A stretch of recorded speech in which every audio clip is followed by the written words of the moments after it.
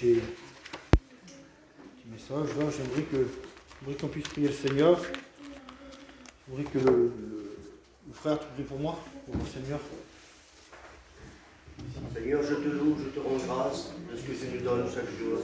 Seigneur, c'est un privilège, on est là pour écouter ta parole. Seigneur, viens nous bénir, remplis ton serviteur, donne-lui les mots qu'il faut, Seigneur, que chacun, Seigneur, peut recevoir de toi, à toi la gloire, Fils de Dieu. Amen. Merci, Père. Amen. Merci, Seigneur. Voilà. Je vais un petit passage. Ce matin, je vais préparer quelque chose. Je savais que c'était moi qui prêchais, mais avec la vie où nous vivons, là, c'est pas pour les frères, mais moi, il faut que je me lève le matin de bonne heure. Alors, j'aime bien, je me lève de bonne heure, je fais mon café, je suis tout seul, il n'y a pas de bruit, et je fais la Bible. Et je prie, j'aime bien faire comme ça, c'est mon temps à moi comme ça. Et ce matin, je me suis levé, et puis je faisais la parole du Seigneur, malgré que j'avais préparé quelque chose, mais j'ai lu une petite histoire que ça a touché mon cœur, et puis, eh bien, c'était ça ce matin, donc j'aimerais vous la lire ce soir. Amen. Ça se trouve dans l'évangile de Marc 8 au verset 22, vous connaissez l'histoire, c'est l'histoire d'un aveugle. Il est dit cela, ils se rendirent à Bethsaïda, et là, on lui amena un aveugle, donc à Jésus, et on le supplia de le toucher. Il prit l'aveugle par la main, le conduisit hors du village, puis il lui mit de la salive sur les yeux, lui imposa les mains, et lui demanda, vois-tu quelque chose ? Il ouvrit les yeux et dit, je vois des hommes, mais comme des arbres, et il marche. Jésus lui mit de nouveau les mains sur les yeux, et quand l'aveugle regarda fixement, il était rétabli et voyait tout distinctement. Alors Jésus le renvoya dans sa maison en disant, ne rentre pas au village. Amen. C'est une petite histoire très courte. Et je lisais ça, et c'était au temps de Jésus, mais dans notre vie à nous, au sens spirituel, ça peut se passer comme ça. Je m'imaginais le contexte où les personnes emmènent un aveugle, et il n'y en a pas parmi nous dans cet après-midi. Mais des fois dans notre vie, on peut être spirituellement passé à côté, avoir nos yeux fermés. Et là, il prit l'aveugle par la main, il va prier pour lui. Et je regardais ça, mais dans la parole du Seigneur, dans les psaumes, je regardais tout à l'heure, il dit qu'il fait ce qu'il veut, il a toute autorité sur le ciel, sur la terre, et puis je crois que c'est le seul passage où Jésus s'y prend à deux fois, parce que c'est sa façon à lui de le faire.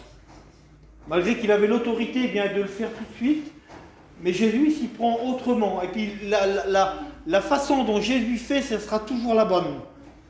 Amen. La façon dont Jésus voudra bénir ta vie, ce sera toujours sa manière à lui. Mais c'est la bonne façon de faire. Et donc Jésus, il va poser cette question à cet homme, il va mettre de la salive sur ses yeux, va lui imposer les mains, et il va dire, vois-tu quelque chose ? Et comme il pose cette question à ce jeune homme, ou à l'homme qui est là, je ne sais pas si c'était jeune, mais lui, il regarde sa vie à lui. Il ne regarde pas la vie de ceux qui l'ont amené là. Ce qui l'intéresse à lui, c'est sa vie à lui. Puis Jésus s'adresse à lui. Vois-tu quelque chose ? Parce que Jésus savait ce qu'il avait besoin en un mot. Et je me faisais cette réflexion, puis je disais ça.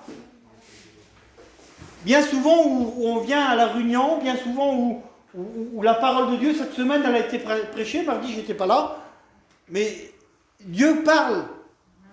Et il s'adresse à cet homme, là, vois-tu quelque chose ? Et j'aimerais dire ça, c'était sur mon cœur ce matin. Combien de fois, à travers les messages ou un témoignage, Jésus parle. Parce qu'il dévoile la vie, parce qu'il sonde le cœur, et puis il dit, vois-tu quelque chose dans ta vie ? Est-ce qu'on y répond comme cette personne qui est là ? Est-ce que vous connaissez vos cœurs ? Est-ce que vous connaissez votre vie chrétienne, là, vous qui êtes là ? Bien sûr que vous la connaissez. Mais bien souvent, Dieu parle. J'ai noté ça, j'ai mis un mot de la parole du Seigneur. J'ai noté ça, il est dit que, c'est dans Job, il dit que Dieu parle, il va parler une fois, Dieu parle deux fois, Dieu parle trois fois, même s'il faut, pour détourner l'âme des biens qui va dans le gouffre. Parce que Dieu dit, il veut les éclairer et les amener à la lumière des vivants. Parce que Dieu parle et Dieu reparle, parce que bien, il nous aime. Et puis, il parle à cet homme, il dit, est-ce que tu vois quelque chose? En un mot, bien, examine ta vie, qu'est-ce que c'est qui ne va pas? Et puis là, l'homme, il voit que c'est Jésus qui parle. Et puis, la réponse ne fait pas tarder. Ben, qu'est-ce qui ne va pas dans ma vie? Et bien, quand j'ouvre les yeux, je vois des hommes, mais on dirait qu'ils ressemblent à des arbres. Parce que sa vie, elle ne va pas très bien. Et puis, des fois, Dieu bien dit, interroge ta vie, toi. Parce que je te parle et je te reparle. Et bien, à travers une réunion, je t'ai parlé et j'ai touché ton cœur parce que je suis Jésus, alors je te parle. Mais tu ne me réponds pas. Alors je te parlais à une autre réunion, parce que Dieu ne veut pas qu'on se perde. Alors Dieu reparle par un autre message, il revient, il retouche le cœur. Et puis Dieu lui dit, qu'est-ce qu'il y a, qu'est-ce qui ne va pas? Et puis des fois on reste insensible. Et puis on repart bien comme on est venu. Mais cet homme, il n'est pas reparti comme il est venu. Il repart béni parce que bien il répond à Jésus. Et pour ressortir, eh bien, dans une réunion, pour qu'on vienne, on rentre, des fois on est fatigué, ou on a quelque chose qui ne va pas dans nos vies, et Dieu parle, il nous donne la solution. Mais on rouvre la porte là, puis on repart comme on est venu. Parce que bien on n'a pas répondu à l'appel de Jésus. Et regardez ça, comme il dit, bien, pour bien les éclairer de la lumière des vivants, je me disais, c'est un chrétien, parce qu'un chrétien est vivant. Il y a le passage de la parole de Dieu qui dit, réveille-toi, toi qui dors, parmi les morts. C'est-à-dire dans le monde où nous vivons, les mondes du dehors, ceux qui sont vivants, mais ils ne sont pas chrétiens, ils ne sont pas éclairés. Mais un chrétien, il est éclairé. Et Dieu voudra toujours bien nous amener dans cette lumière et puis y rester, afin de nous préserver notre âme. Notre vie chrétienne est bien du gouffre.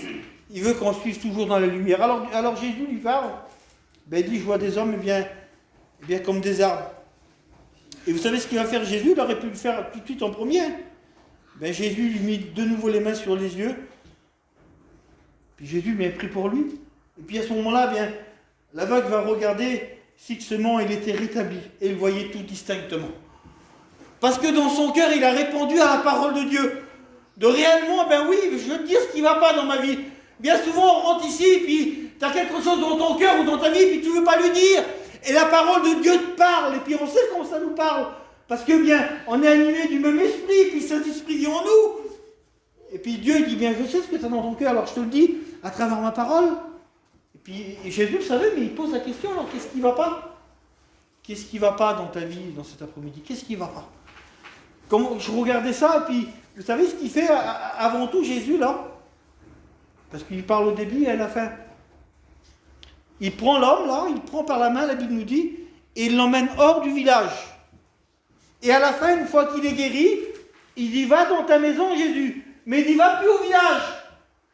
Parce qu'il y a quelque chose de pas bon, il fallait qu'il sorte du village pour pouvoir être guéri. Et Jésus dit, ne retourne pas là-bas. Des fois, il y a des situations, il y a des endroits où on se trouve, où on se met nous-mêmes hors du foyer, hors du contexte de l'évangile. Et puis on veut recevoir de Dieu, mais on ne reçoit pas. Parce qu'il faut en sortir. Il faudrait que spirituellement, que tu sortes du village, de l'endroit où tu es, dans ta position. Parce que tu sais ce que tu as besoin, et puis Jésus le sait. Il te pose la question, qu'est-ce qui ne va pas? Alors bien sûr que lui, il voyait des hommes comme des arbres. Mais des fois, il y a des choses dans nos cœurs ou dans nos vies qui ne vont pas. Mais on ne peut pas s'en sortir. Alors que c'est à la portée de ta main, Jésus voudrait faire bien, même si tu es une sœur ou un frère, il voudrait faire comme cet homme, te prendre, là, te sortir de ta situation. Il voudrait que tu repartes de ce lieu béni. Et avant de sortir, de dire, n'oublie pas, tu vas aller dans ton foyer, hein, mais ne retourne pas au village. Ne retourne pas dans la condition où tu es rentré, dans l'endroit où tu allais. Bien souvent, eh bien, on croit au soir, mais c'est que cet homme, peut-être, il menait, je veux dire comme ça, il menait double vie, lui. Il était chrétien, et puis peut-être qu'il allait au village, là, il n'était plus chrétien. Parce qu'il était bien au dehors. Mais Jésus, c'est tout. Jésus savait l'endroit. Jésus savait bien ce qui empêchait bien la bénédiction. Si l'endroit n'aurait pas bien empêché, Jésus ne l'aurait pas pris par la main. Il dit là, au verset 23, il va le prendre par la main, il va le conduire hors du village. Jésus aurait pu le bénir bien dans le village, là, mais l'endroit n'allait pas. Jésus aurait pu dire, eh bien, ça fait rien, bien, je vais te bénir là, puis tu vas rester dans ta position. Mais ce n'était pas la volonté bien de Jésus. Ce qu'il voulait, c'était bien pas simplement qu'il soit bien rétabli dans sa vue, mais rétabli aussi bien dans l'endroit où il allait là. C'était pas bon pour sa vie. Le village n'était pas bon pour sa vie. Je regardais chez moi ce matin le dictionnaire biblique. Je regardais, je ne sais pas pourquoi j'ai fait ça. Le mot village, je voulais voir pourquoi disait la Bible ce mot village. La Bible fait une distinction avec le mot village et puis une ville. Le village, c'est bien souvent représenté comme une bourgade. Et puis le dictionnaire biblique, il dit bien un village et une bourgade, là, vous savez ce que c'est?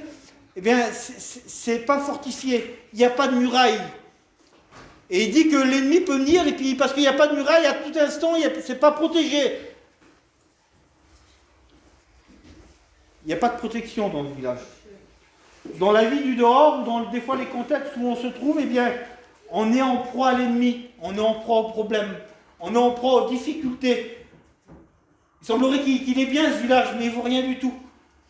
C'est David qui a dit ça dans les psaumes, mais aussi dans Samuel. Il dit, ô Éternel, il dit, tu es mon rempart, tu es ma forteresse. Mais dans ce village, il n'y a rien du tout, il n'y a pas de rempart, il n'y a pas de forteresse. La forteresse, tu peux l'avoir eh bien, dans la parole de Dieu, à travers eh bien, Jésus. Amen. Mais il faut te sortir de là, il faut se sortir du village. Et je pensais à ça, je ne sais pas comment il était, mais il ne devait pas être beau ce village. Ça devait être la source du problème, mais bien dans sa vie. Des fois, vous savez, il y a des sources de problèmes où, j'insiste à Dieu, où Dieu nous parle, où Jésus parle, mais on ne veut pas. On veut bien une autre façon, on veut une autre façon. Et j'ai noté ça là, c'est Job qui va dire ça. Et Job va dire ça. Pourquoi discutes-tu avec lui? Il y avait des personnes qui discutaient bien dans la façon dont Dieu faisait. Puis il y a un passage qui dit, Dieu qui parle, dit quand je crée les cieux, la terre, ou les étoiles, t'étais où? Parce que des fois on veut donner des conseils à Dieu, mais c'est Dieu, il sait comment faire. C'est Dieu, et je me posais, vous savez, je me posais toujours là-dessus, je me posais la question, et je me disais, Seigneur, comment ça se fait que tu ne l'as pas guéri directement?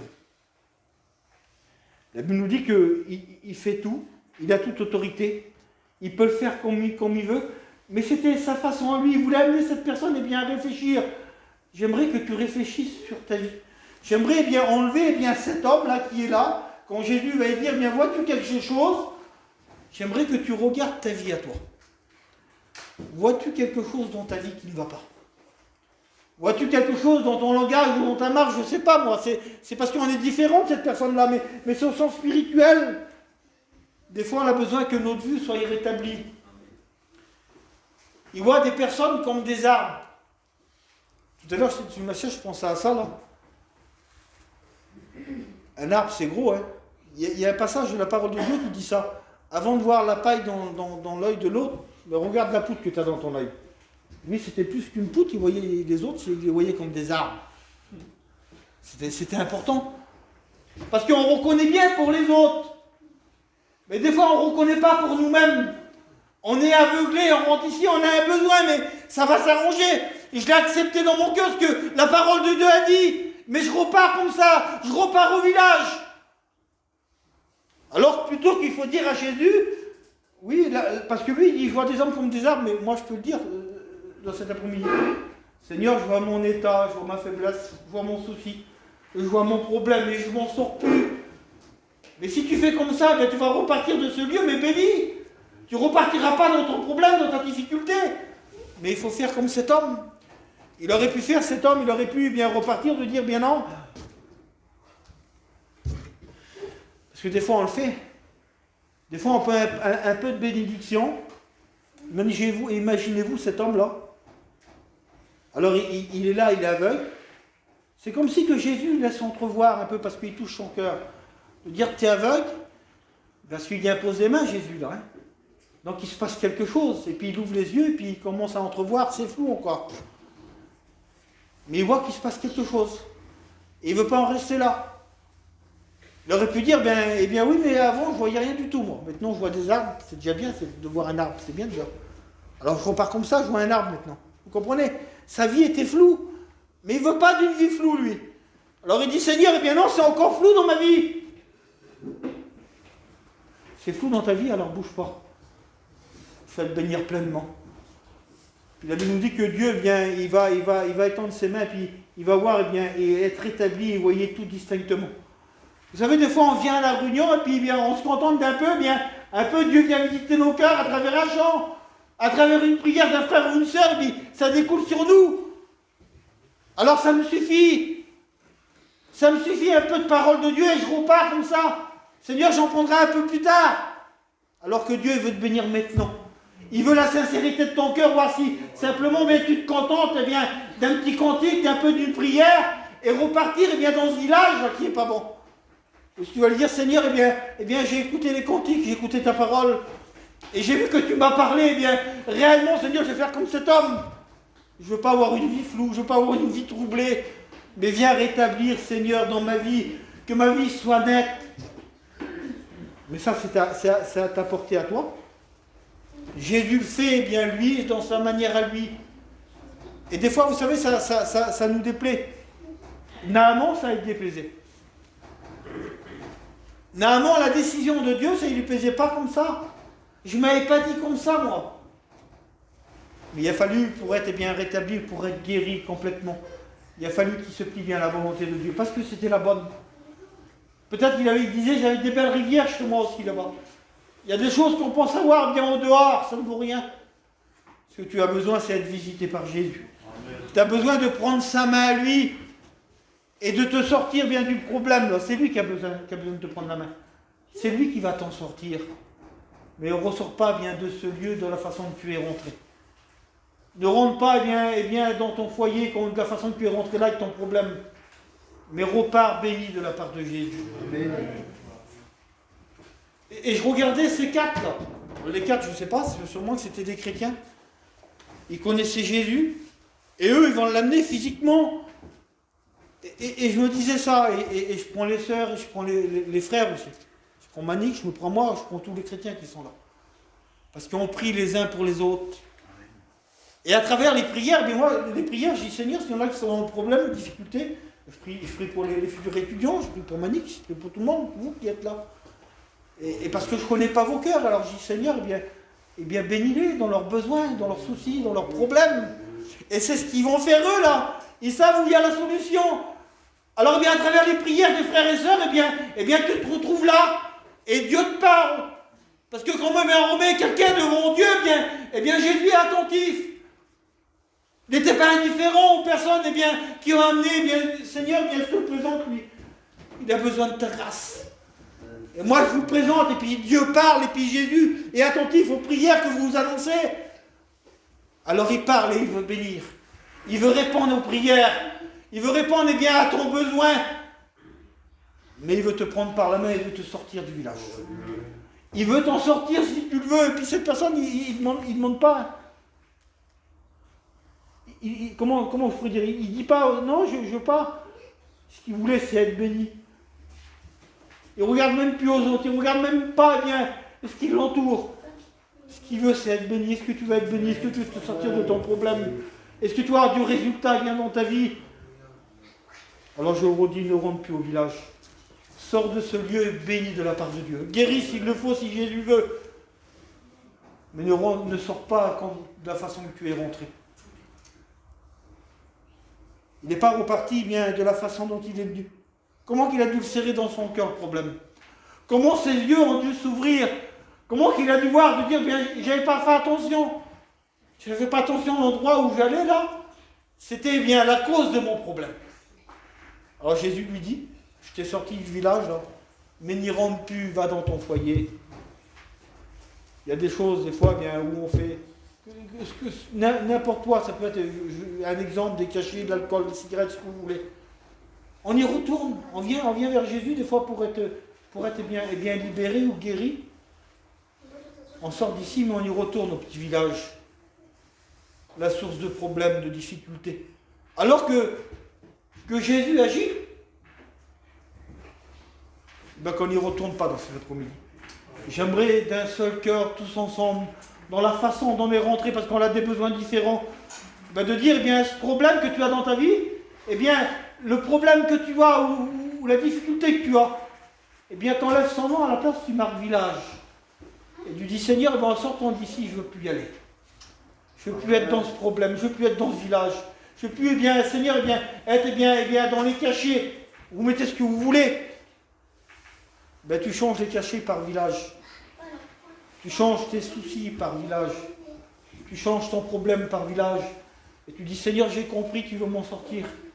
Mais je ne veux plus y rentrer. En sortant, je vais aller dans mon foyer et je veux être bien. Je vais aller dans mon foyer, je vais avoir reçu de Dieu.